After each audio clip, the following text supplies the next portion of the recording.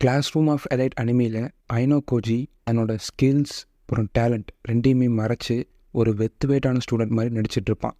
அவன் ஏன் அந்த மாதிரி நடிக்கணும், அந்த மாதிரி நடிக்கிறதுனால அவனுக்கு என்ன பெனிஃபிட்ஸ், அதைத்தான் நம்ம இந்த வீடியோவில் பார்க்க போகிறோம்.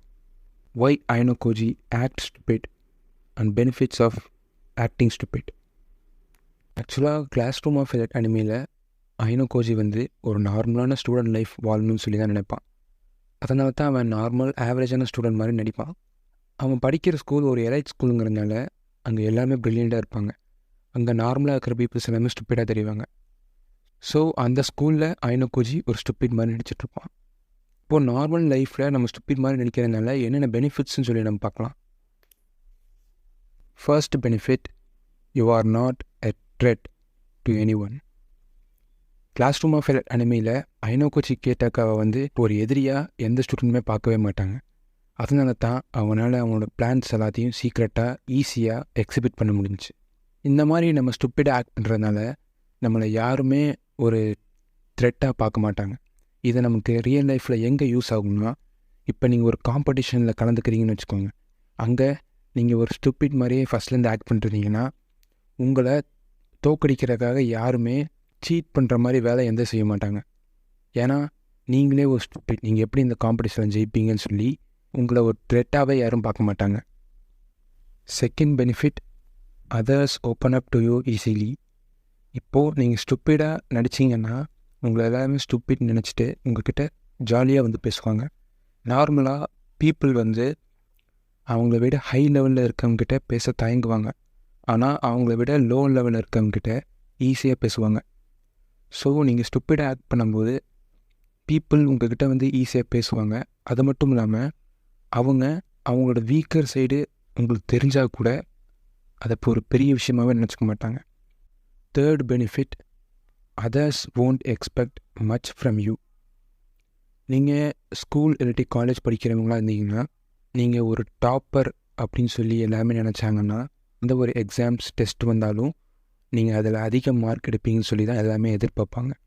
அப்புறம் எந்த விதமான காம்படிஷன் ப்ராஜெக்ட் வந்தாலும் நீங்கள் அதில் பார்ட்டிசிபேட் பண்ணுவீங்க அப்படின்னு சொல்லி தான் எல்லாமே எக்ஸ்பெக்ட் பண்ணுவாங்க. நீங்கள் டெஸ்ட் இல்லாட்டி எக்ஸாமில் மார்க் கம்மியாக எடுத்தாலோ ப்ராஜெக்ட் காம்படிஷனில் பார்ட்டிசிபேட் பண்ணலனாலும் அவங்களோட எக்ஸ்பெக்டேஷன்லேருந்து நீங்கள் கீழே இருப்பீங்க. ஸோ அவங்க ஏன்னு கேட்பாங்க. சில பேர் ப்ரெஷர் பண்ணி பார்ட்டிசிபேட் பண்ணுங்கள், நல்லா பெர்ஃபார்ம் பண்ணுங்கள் அப்படின்னு சொல்லி ப்ரெஷரும் போடுவாங்க. இதுக்கெல்லாம் காரணம் என்ன? மற்றவங்க நம்ம மேலே வைக்கிற ஹை எக்ஸ்பெக்டேஷன். நீங்கள் ஒரு ஸ்டூப்பிடாக ஆக்ட் பண்ணிங்கன்னா இந்த மாதிரி ப்ராப்ளம் உங்களுக்கு வரவே வராது. யாருமே உங்களை அதிக மார்க் வாங்குவீங்க அப்புறம் இந்த காம்படிஷனில் பார்ட்டிசிபேட் பண்ணுவீங்கன்னு சொல்லி எக்ஸ்பெக்டே பண்ண மாட்டாங்க. ஏன்னா நீங்கள் ஒரு ஸ்டூப்பிட் அப்படி தான் சொல்லி அவங்க நினச்சிட்ருப்பாங்க. ஸோ இந்த மாதிரி இருக்கும்போது நீங்கள் எவ்வளோ மார்க் வாங்கினாலும் யாருமே கேட்க மாட்டாங்க, உங்களை ப்ரெஷர் பண்ண மாட்டாங்க.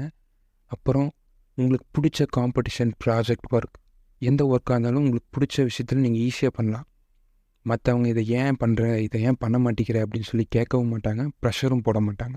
இதை நான் என்னோடய பர்சனல் எக்ஸ்பீரியன்ஸ்லேருந்து சொல்கிறேன். Fourth benefit, you will be used less. இப்போது நீங்கள் காலேஜ் படிக்கிறீங்கன்னு வச்சுக்கோங்க. நான் ஏன் அடிக்கடி காலேஜ் எக்ஸாம்பிளாக சொல்கிறேன்னு நினைக்காதீங்க, நான் காலேஜ் தான் படிக்கிறேன். அதனால தான் நீங்கள் காலேஜ் படிக்கிறீங்கன்னு வச்சுக்கோங்க. ரெக்கார்டு எழுதுகிற ஒர்க் உங்களுக்கு கண்டிப்பாக வரும். அப்போது நீங்கள் யார்கிட்டையாச்சும் ஹெல்ப் கேட்கணும்னு நினைக்கிறீங்க. நீங்கள் 2 பேரை பார்க்குறீங்க. ஒருத்தன் ஆவரேஜான பர்சன் உங்களை மாதிரியே, செகண்ட் ஒரு டாப்பர் பொண்ணு இருக்கான்னு வச்சுக்கோங்க. நீங்கள் யார்கிட்ட கொண்டு போய் ரெக்கார்டு எழுத கொடுப்பீங்க? கண்டிப்பாக யோசிக்காமல் ஃபஸ்ட்டு அந்த பொண்ணை தான் அப்ரோச் பண்ணுவீங்க. ஏன்னா ஒரு டாப்பர், அவனால் ஈஸியாக எழுத முடியும், அவனால் ஈஸியாக வரைய முடியும்னு சொல்லி நீங்கள் நினச்சிருப்பீங்க. ஸோ இதை தான் நான் சொல்ல வரேன். இப்போது நீங்கள் ஸ்டூப்பிடாக ஆக்ட் பண்ணிங்கன்னா உங்கள்கிட்ட யாருமே அதிகமாக ஹெல்ப்பே கேட்க மாட்டாங்க. ஏன்னா நீங்களே ஒரு ஸ்டூப்பிட், உங்களால் என்ன ஹெல்ப் பண்ண முடியும் அப்படின்னு சொல்லி தான் எல்லாமே நினைப்பாங்க. ஸோ இதனால் மற்றவங்க நம்மளைய அதிகமாக யூஸ் பண்ணவே மாட்டாங்க. இன்ஃபேக்ட் சொல்லப்போனால் நம்மக்கிட்ட எதுவுமே அவங்க எக்ஸ்பெக்ட் பண்ண மாட்டாங்க, நம்மக்கிட்ட எந்த ஹெல்ப்பும் கேட்க மாட்டாங்க. இதனால் நம்ம ஒர்க்கை நம்ம ஃப்ரீயாகவும் ஃபுல் கான்சன்ட்ரேட்டாகவும் ஃபோக்கஸோடு பார்க்கலாம். தி benefit, your failure and mistake will be small. நீங்கள் யோசிச்சு பாருங்கள், ஒரு நல்லா படிக்கிற பையன் ஃபெயிலாக இருக்கும், ஒரு ஆவரேஜாக படிக்கிற பையன் ஃபெயிலாக இருக்கும், நிறையவே வித்தியாசம் இருக்குது. ஒரு நல்லா படிக்கிற பையன் ஃபெயில் ஆகாமல் ஜஸ்ட் பாஸ் ஆனால் கூட எல்லாருமே ரொம்ப ஆச்சரியத்தோடு அவனை பார்ப்பாங்க. என்னடா இவன் நல்லா படிக்கிற பையன் இப்படி மார்க் கம்மியாக இருக்கானே அப்படின்னு சொல்லி எல்லாருமே ஷாக் ஆவாங்க. இதுவே ஒரு ஆவரேஜாக படிக்கிற பையன் ஃபெயில் ஆனாலும் யார் அது பெருசாக கண்டுக்க மாட்டாங்க. ஸோ நீங்கள் ஸ்டூப்பிடாக ஆக்ட் பண்ணிங்கன்னா உங்களோட ஃபெயிலியர்ஸ் அப்புறம் உங்களோட மிஸ்டேக்ஸ் எல்லாமே சின்ன விஷயமாக தான் எல்லாத்துக்குமே தெரியும். நீங்கள் ஸ்டூப்பிடாக ஆக்ட் பண்ணும்போது நீங்கள் ஏதாச்சும் புதுசாக விஷயங்கள் ட்ரை பண்ணி அதில் ஃபெயிலியர் ஆனாலும் யாரும் பெருசாக உங்களை கிரிட்டிசைஸ் பண்ண மாட்டாங்க. ஸோ நீங்கள் மற்றவங்களோட கிரிட்டிசிசம் இல்லாமல் ஈஸியாக உங்களோட ஃபெயிலியர் அப்புறம் உங்களோட மிஸ்டேக்ஸை ரெக்டிஃபை பண்ணி சக்ஸஸ் நோக்கி ஈஸியாக போக முடியும். முட்டாள் மாதிரி நடிக்கிறதுனால இவ்வளோ பெனிஃபிட்ஸ் இருக்கா, இப்போ நான் இனிமேல் முட்டாள் மாதிரி நடிக்க போகிறேன் அப்படின்னு சொல்லி நீங்கள் நினைக்கலாம். ஆனால் அதுலேயும் டிஸ்அட்வான்டேஜ், டிஃபிகல்ட்டிஸ் இருக்குது.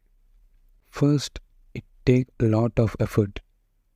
ஒருத்தவங்களோட திறமையை மறைக்கிறது ரொம்ப கஷ்டமான விஷயம். அதுக்கு ரொம்ப எஃபர்ட் தேவைப்படும். கிளாஸ் ரூம் ஆஃப் ஃபெயிலியரில் கூட ஐனோ கோஜி ஒரு சில இடத்துல அவனோட ஸ்கில், அவனோட டேலண்ட்டை ஹைட் பண்ண முடியாமல் வெளியே காமிச்சிருவான். என்ன தான் அவன் நார்மலாக ஆக்ட் பண்ணாலும் இப்போ போயிட்டுருக்கிற சீசன் படி பார்த்தா அவன் தான் கிளாஸியோட மாஸ்டர் மைண்டுன்னு நிறைய பேருக்கு தெரியும். ஸோ எவ்வளோ தான் நீங்கள் கஷ்டப்பட்டாலும் ஒரு கட்டத்துக்கு மேலே முட்டாள் மாதிரி நடிக்க முடியாது. Your opportunities will be low. நீங்கள் முட்டாள் மாதிரி நடிக்கிறனால எல்லாருமே உங்களை முட்டாள்னு நினச்சிருவாங்க. ஸோ உங்களுக்கான ஆப்பர்ச்சுனிட்டிஸ் கிடைக்காமே போகும்.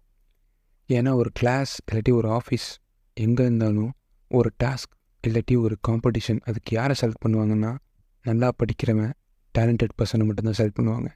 யாரும் ஒரு முட்டாளையோ இல்லை ஆவரேஜான பர்சனையும் செலக்ட் பண்ண மாட்டாங்க.